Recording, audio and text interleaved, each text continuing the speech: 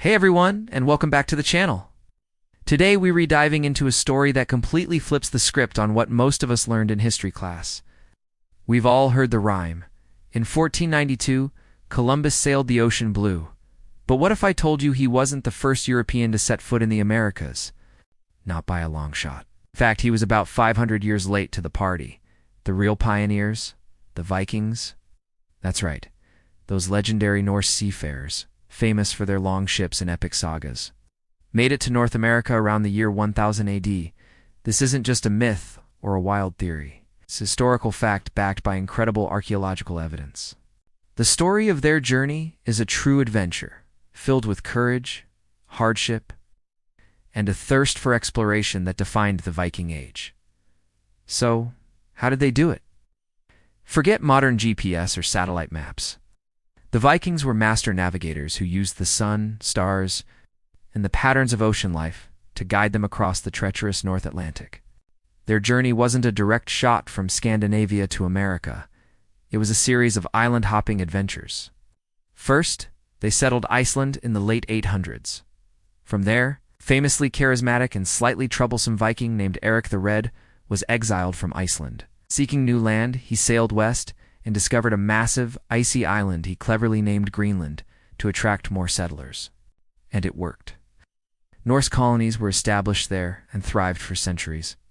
But the story doesn't end in Greenland. According to the Icelandic sagas, specifically the saga of the Greenlanders and the saga of Eric the Red, it was Erik's son, Leif Erikson, who took the next giant leap. One day a trader named Bjarni Herjolfsson was sailing to Greenland, but was blown off course by a storm.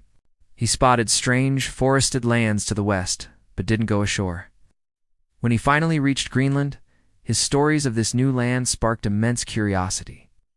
Leif Erikson, being the adventurous soul he was, decided he had to see these lands for himself. He bought Bjarni's ship, gathered a crew of about 35 men, and set sail westward around the year 1000, following Bjarni's route in reverse.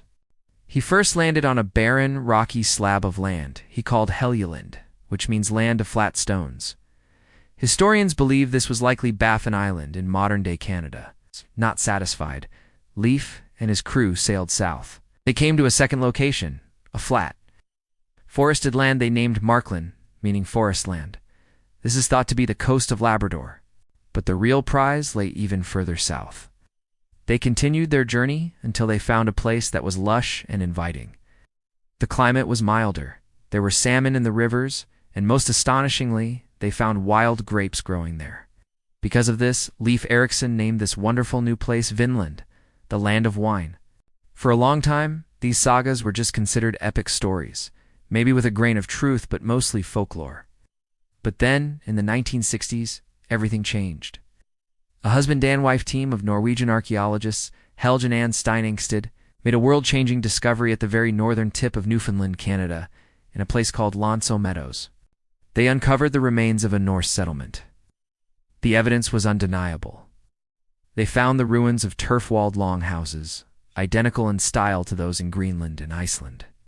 They unearthed a forge for smithing iron, complete with slag and a fire pit, proving they were working with metal, something the local indigenous people did not do at that time. They also found artifacts like a bronze cloak pin, a spindle whorl for making yarn, and boat rivets, all distinctively Norse. Radiocarbon dating of the site placed its occupation squarely in the Viking Age. Right around the year 1000 AD, Lonso Meadows was the proof the world needed. This was a Viking base camp in North America. So why didn't the Vikings stay? Why isn't half of North America speaking in Norse language today? The sagas tell us that while their first encounters with the native peoples whom they called Skrælings were sometimes peaceful, they eventually turned hostile. The Vikings were vastly outnumbered and thousands of miles from any backup. After a few years of attempts to establish a permanent colony, the conflicts and the sheer difficulty of maintaining a settlement so far from home led them to abandon Vinland. They packed up and sailed back to Greenland, but they didn't forget about it. For years afterward, they likely returned to Markland for timber, which was a scarce and valuable resource in Greenland. But the dream of a permanent settlement in the New World faded away. It's an incredible chapter of human history that redefines our understanding of exploration. The Vikings weren't just raiders. They were daring explorers who pushed the boundaries of their known world. Their journey to North America is a testament to their incredible seamanship, resilience, and unyielding spirit of adventure. Long before Columbus, it was Leif Erikson and his fellow Norsemen who were the first Europeans to see the shores of the New World. What do you think about this amazing piece of history? Let me know your thoughts down in the comments. It really makes you wonder what other secrets the past is still holding.